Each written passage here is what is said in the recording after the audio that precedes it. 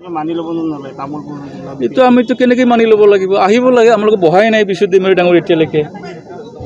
কাৰণ 2006 চনৰ পৰা আমি দেখাই নাই একেদৰে 2-3টা ঘৰৰ সোমাব যাব চিধা কথা আৰু নহয় জানো আপোনালোকেও জানে এই অঞ্চলৰ যদি কিবা আছে নেকি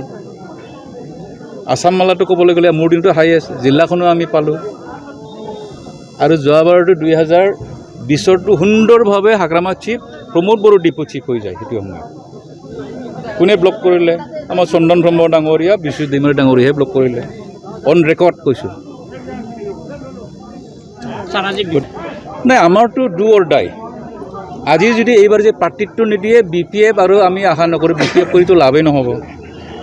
চমচা কৰি খাব পাৰিম 4 বছৰ হাগ্ৰামা থকালৈকে চিধা কথা নহয় জানো কাৰণ ষ্টেট গভৰ্ণমেণ্টেতো এনেকৈ নোৱাৰিম আমি আমাৰতো BTC থ্ৰু দি আহে হাগ্ৰামা চিফ হৈ গ'ল গতিকে শেষত যিমান লম্প জম্প আমি কৰিলেও আমাৰ হাইকমাণ্ডকতো আমি মানিব লাগিলে একেদৰে সেই ৰিপ বিভাজনটো কেনেকৈ মিলাব একেটা ফৰ্মুলা ওলাব লাগিব মিনিমাম কমন প্ৰগ্ৰামটো ওলাব লাগিব নহয় জানো ওপৰেদি কৰি থাকিলেতো নহ'ব ইয়াতো BPFৰ ভোট লাগে নে নালাগে ৰাইজৰ ভোট নালাগে সেইটোতো আজিলৈ আলোচনাত বহাই নাই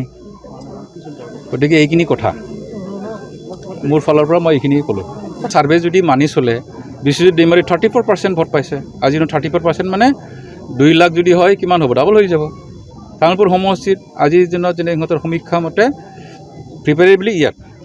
ইয়াত কি হ'ল যে মই ভোট বেছি পাই আছোঁ এতিয়া আজিৰ দিনত আৰু ছাৰ্ভে মতে বিভিন্ন জনগোষ্ঠী কাউন্সিলৰটো বেলেগ হয় ইয়াতো কাউন্সিলৰবিলাক ভোটটোতো বেলেগ কাউন্সিলৰ ভোটটো এইবাৰটো ক'বলৈ গ'লে ডাঙৰ সমস্যাটো হ'ল আমাৰ কোকৰাঝাৰৰ লগত থকাৰ সময়ত তামোলপুৰ সমস্যা নাছিল এতিয়া আমাৰ MP হ'ব আমাৰ BJP হাতত গুচি গ'ল আৰু BPFে যিমান লম্প জম্প কৰিলেও